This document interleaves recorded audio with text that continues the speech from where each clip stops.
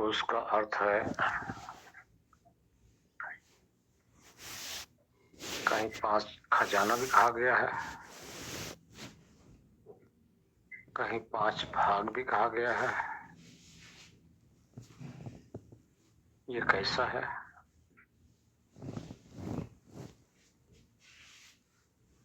जैसे एक बड़ा डिब्बा हो, उस डिब्बे के अंदर और डिब्बे हो। बाहर देखने में सिर्फ एक बॉक्स, एक डिब्बा दिखाई दे रहा है। प्रणाम मिस्टर्स। हाँ जी, हाँ जी, आशीर्वाद जी, सभी को मेरा प्रणाम। तो जब बाहर वो बॉक्स दिखाई दिया, ये कहो संदूक कह लो, बॉक्स कह लो, तो बाहर वाला तो दिखाई दे रहा है, सबको दिख रहा है, लेकिन उसके अंदर भी एक बॉक्स है। जब उस बॉक्स के अंदर गए तो उसके अंदर भी एक डिब्बा मिला। उस डिब्बे के अंदर गए तो वहां देख रहे हैं एक डिब्बा और मिला, और अंदर गए एक डिब्बा और मिल गया।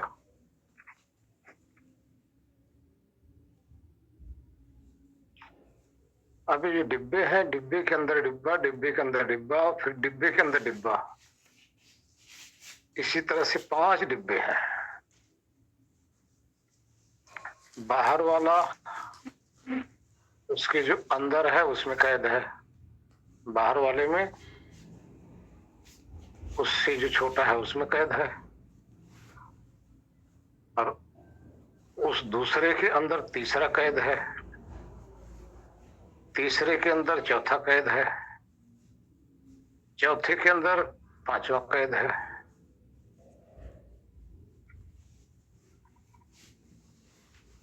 अब ये 5 डिब्बे तो हो गए, इसके अंदर एक पक्षी विराजमान है। वो पक्षी क्या है? माँ 5 डिब्बे के अंदर बारी बारी अंदर से अपनी क्रिया करता है। अंतिम जो डिब्बा है उसके अंदर विराजमान है, वहीं से सारा बल देता है। 5 जो डिब्बे हैं इसमें उस पक्षी की गतिविधि दिखाई देती है।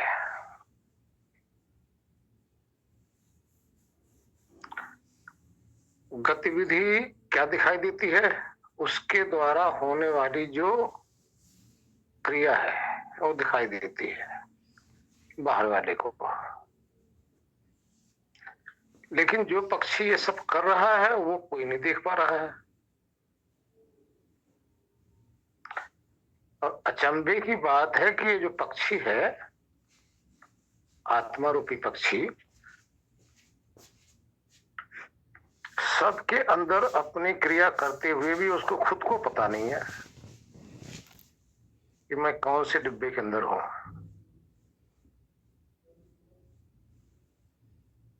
जैसे सबसे बाहर डिब्बे के तरफ जाता है तो ये शरीर रूपी डिब्बे को देखता है और ये सोचता है कि मैं यही हूं, यही मानने लग जाता अपने आप को। जब इससे अंदर वाले डिब्बे में जाता है जिसको प्राण कोश, प्राणमय कोश कहा गया है, तो अपने आप को ये मानने लग जाता है। जब इस डिब्बे से दूसरे तीसरे वाले में जाता है, मनोमय कोश में, तो अपने आप को ये मानने लग जाता है। जब इससे आगे जाता है विज्ञानमय कोश में, तो अपने को ये मानने लग जाता है। इससे आगे जाता है आनंदमय कोष में, तो अपने आप को वो मानने लग जाता है। ये सभी जगह आता जाता है। आते जाते हुए भी ये अपने आप को समझ नहीं पा रहा है कि इसमें से क्या हूं मैं। सबके साथ अपने को जोड़ लेता है।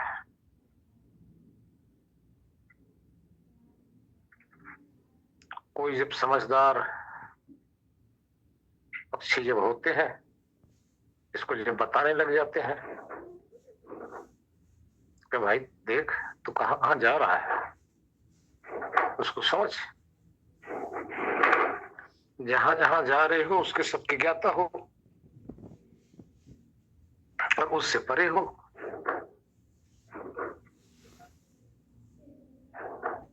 पहला वाला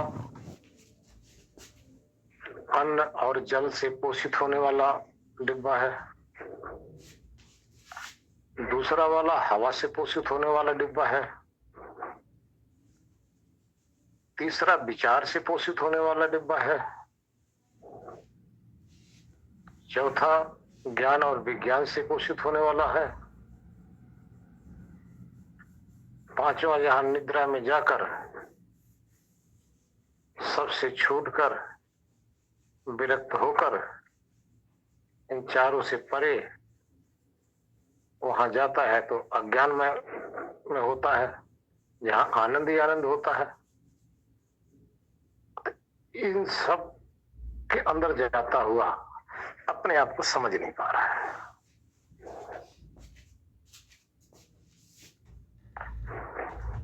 तो इसको जानने का तात्पर्य सिर्फ इतना ही है, जैसे आप अपने घर में रह रहे हो, 5 कमरे हैं, एक रूम कमरे में जा रहे हो, दूसरे में जा रहे हो, तीसरे में जा रहे हो, चौथे में जा रहे हो, 5वें में जा रहे हो तो घर के अंदर ही आप। बाहर पूरा देख लिया जाए तो है तो पूरा मकान, लेकिन सभी कमरे में जाते हुए अपने आप को उस कमरे से अलग अपने आप को समझ नहीं पा रहे हो। तो इस अज्ञानता को खत्म करने के लिए ये समझना आवश्यक है। अब कौन जा रहा है वो जान नहीं पा रहा है, जहां जा रहा है उसको तो समझ रहा है,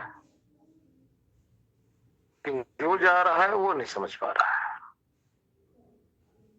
वो इन सब से अलग है। तो इसलिए इन 5 डिब्बे से अलग जाकर जब तक वो पक्षी जिसके साथ अपने आप को जोड़ रखा था ना, इससे परे होकर नहीं समझ पाता, तब तक अपने आप को जान नहीं पाएगा। इसलिए आत्मज्ञान के लिए ये आवश्यक है कि इन सब से परे होकर अपने आप को समझे, अपने आप का अनुभव करे, अपने आप को जाने। अब ये 5 कोष का जो कार्य क्या है, इस पे विचार किया जाए। जो आपकी ये शरीर दिखाई दे रहे हैं ना, जो अन्न आप खा रहे हैं, ये मिट्टी से बना हुआ तत्व है।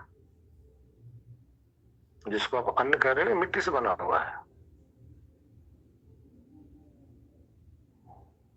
और गौण रूप से इसके अंदर अग्नि भी है, जल भी है और वायु भी है। मूल रूप इसका मिट्टी है। जब इस मिट्टी को आप इसके अंदर डालते हो तो इसी मिट्टी से पोषित होने वाली आपकी ये शरीर है, जिसको अन्नमय कोष कहा जाता है। अर्थात अन्न से बनने वाला ये आपकी हाड़ मांस का जो लोथड़ा है ना, ये अन्न से ही बनती है।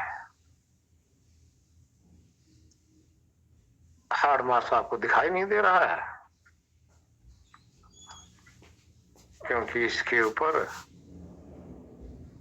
एक सुंदर चादर से उस हाड़ मांस को लपेट दिया गया। उसके अंदर रक्त भी चल रहा है, हड्डियां भी है, मांस भी है, मल भी भरा हुआ है, मूत्र भी भरा हुआ है, सब कुछ अंदर भरा हुआ है।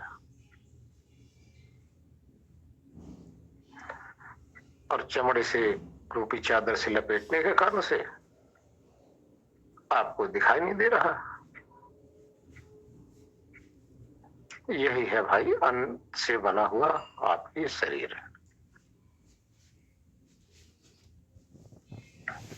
अब इसको कौन पोषित कर रहा है? इसके अंदर वायु का संचार हो रहा है। जितनी भी नसें हैं, नाड़ियां हैं, सबके अंदर खाली स्थान है, अर्थात पोल है। उस नसों के अंदर रक्त चल रहा है, बह रहा है। हमारे डॉक्टर साहब बताएंगे 1 घंटे में कई बार हमारे जो ब्लड है ना, पूरे शरीर में सर्कुलेट होकर वापस आते रहते हैं, कई बार। और इसके अंदर मोटर लगी हुई है जो पंपिंग कर कर इस रक्त को पूरे शरीर में, है तो रक्त उतना ही, लेकिन वही रक्त कई बार पूरे शरीर में घूम जाता है। और इसको घुमाने वाला कौन है? एक मोटर है, जिसको आप हार्ट कहते हैं। ये सब इसी अन्न के बने हुए सारे इंस्ट्रूमेंट है।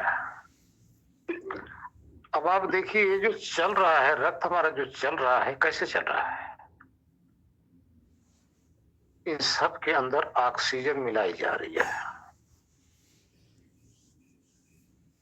कार्बन डाइऑक्साइड इससे निकाल लिया जाता है, इसके अंदर ऑक्सीजन मिला दी जाती है। और वो ऑक्सीजन क्या है? यही प्राणमय कोश है, जो प्राण से पोषित हो रहा है, वायु से पोषित हो रहा है।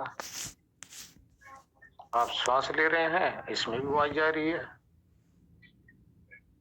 आप मुख से शब्द निकालेंगे, अंदर वायु जब तक नहीं निकलेगी तब तक आपके शब्द नहीं निकल सकते। इसी तरह से इस स्थूल शरीर को पोषित करने वाली आपका ये प्राणमय जो कोश है, वो है, वो इसको पोषित कर रही है। शर्मा जी म्यूट करो, शर्मा जी म्यूट करो।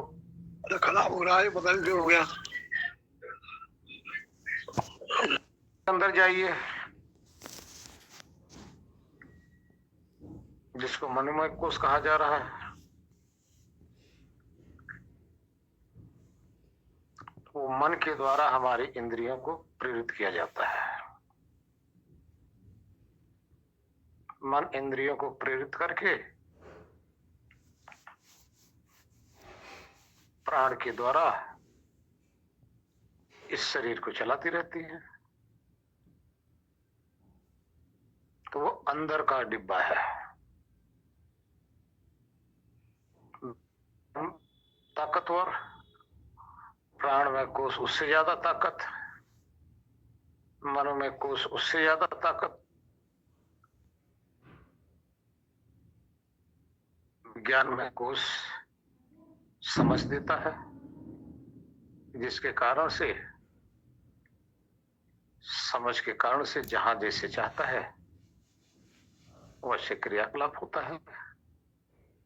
समझ के अनुसार आना जाना होता है, समझ के अनुसार बोलना होता है, समझ के अनुसार ही देखना होता है।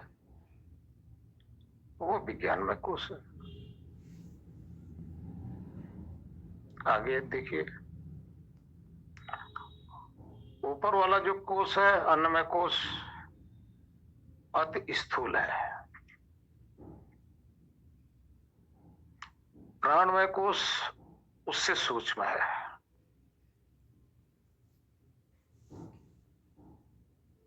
मनोमय कोश उससे भी सूक्ष्म है,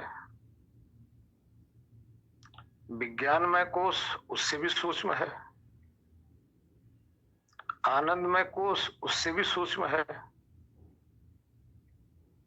इन सब कोशों के अंदर जो क्रियाकलाप करने वाला है वो इन सब से भी सूक्ष्म है।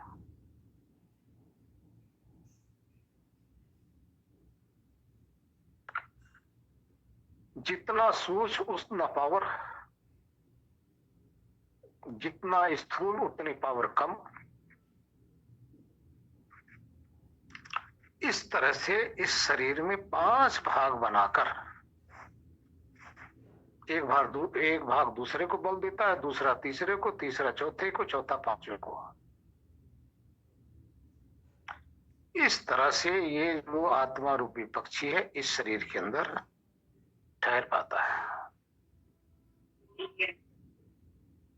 और इसके अंदर ठहर कर अपना जीवन व्यतीत करता है।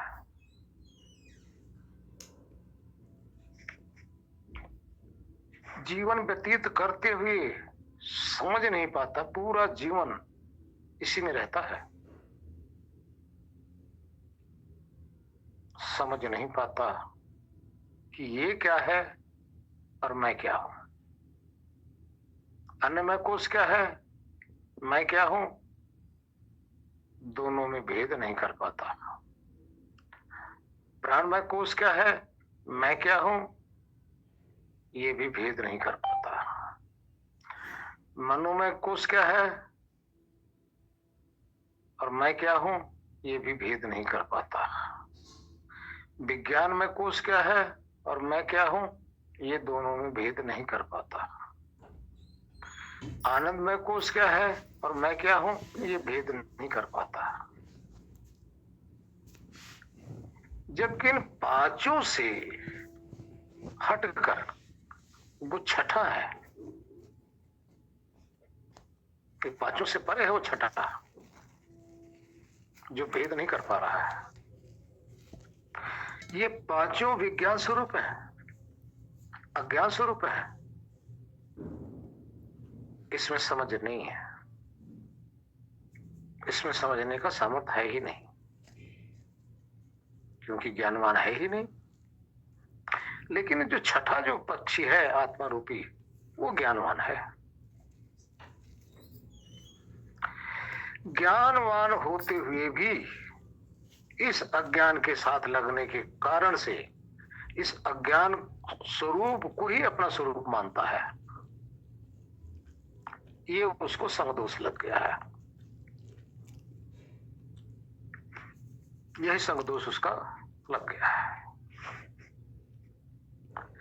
अब ये संगदोष उसका छूटे कैसे? कहावत आप लोगों ने सुना होगा, भेड़ों के बीच में शेर का बच्चा आ गया, वो भी भेड़ों की तरह मी करने लगा, पूरा जीवन व्यतीत कर दिया। शेर होते हुए भी अपने आप को भेड़ ही समझे रहा। जब तक कोई ऐसा शेर जो स्वयं को समझता हो,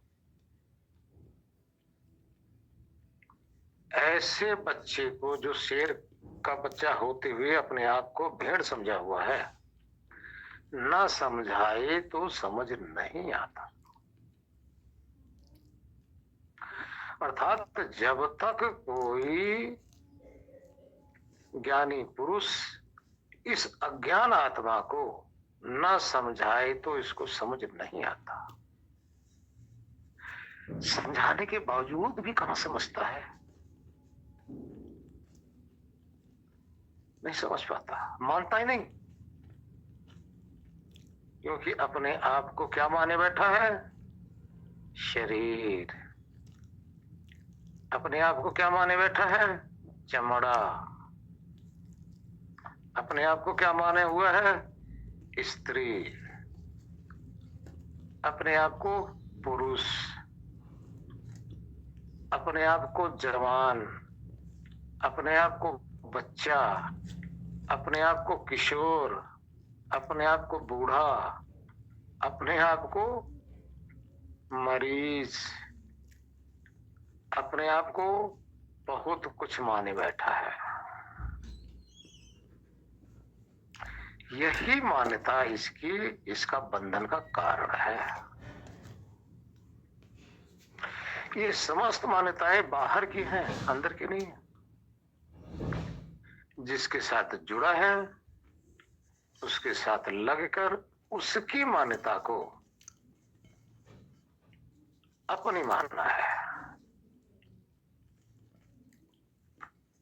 इसलिए मास्टर जी, इसको जानने की जरूरत है, इसको समझने की जरूरत है।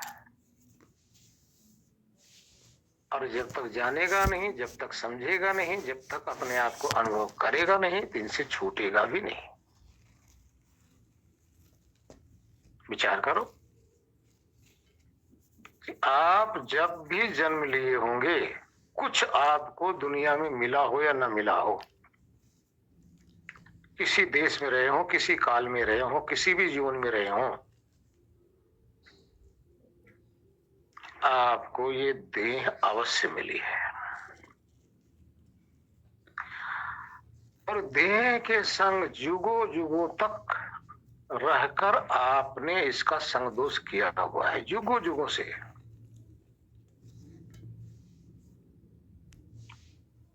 कल्प कल्पांतर से आप इसका संग किए हुए हैं। इसीलिए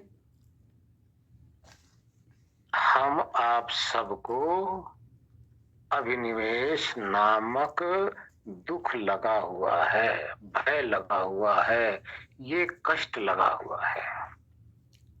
वो क्या है? अभिनिवेश नामक जो दुख है, इसको मृत्यु कहते हैं। यानी मृत्यु का भय इसीलिए लगा हुआ है,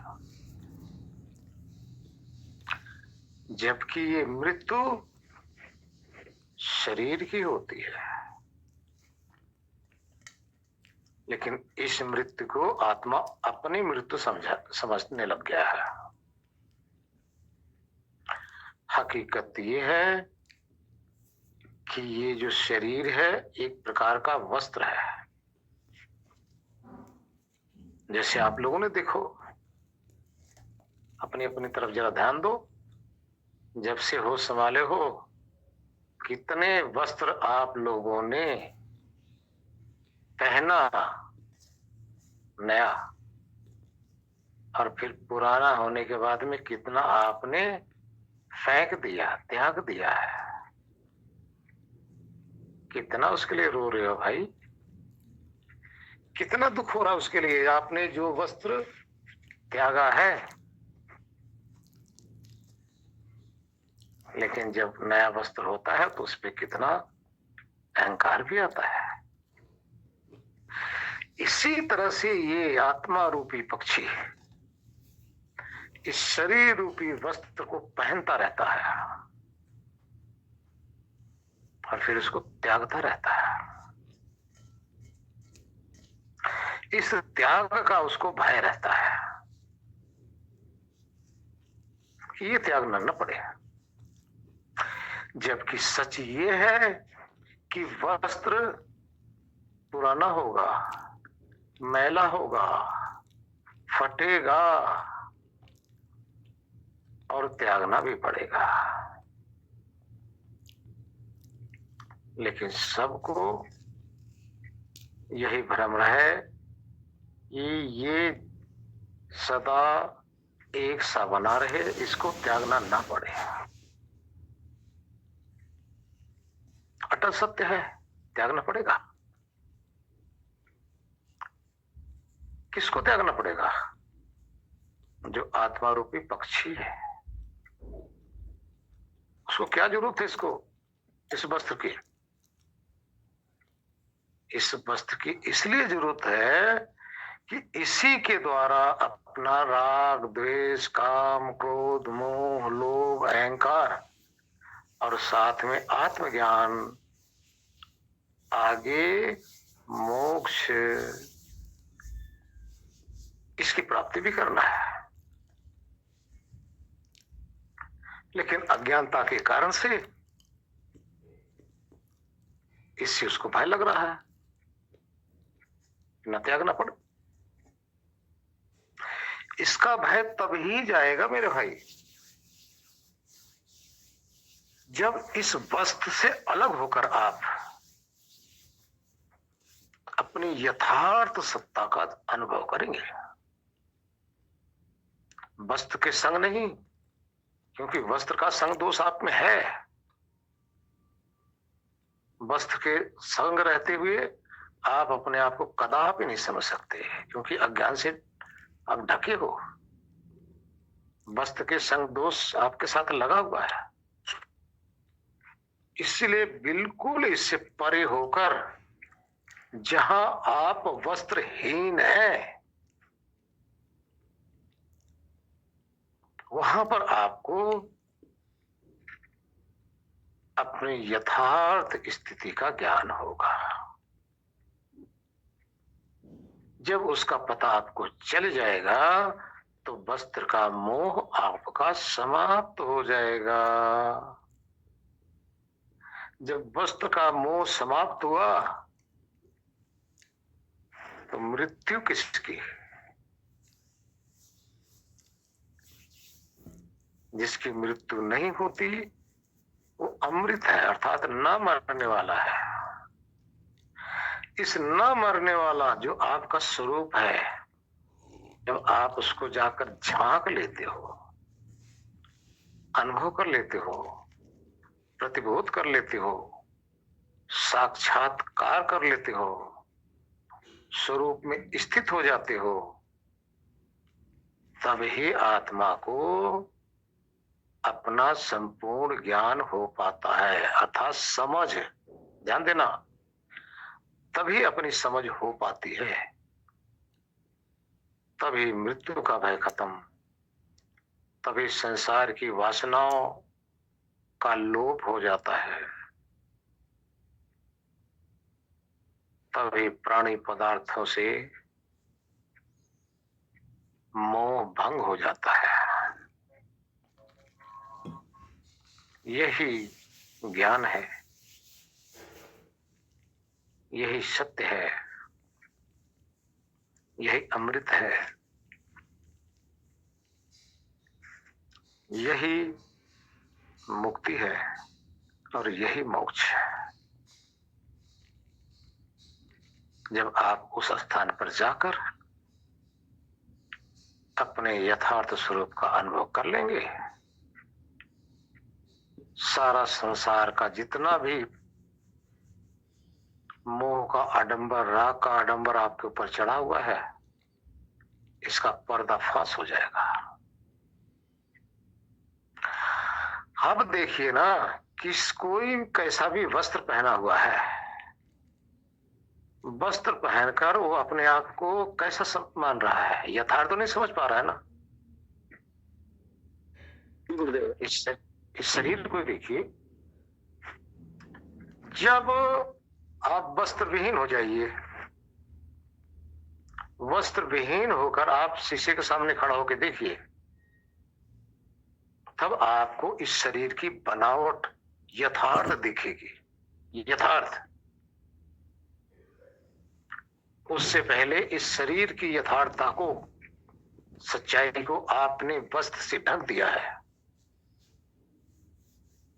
और आप उस यथार्थ सच्चाई से बिल्कुल परे हो। किसने किया? आपके वस्त्र ने किया। रंग बिरंगे जो वस्त्र आपने पहना है, इसी तरह से आत्मा ये पांचों कोषों से जब परे जाकर अपने को अनुभव करेगा,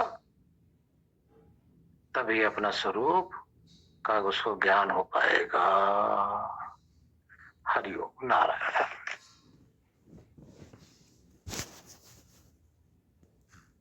जी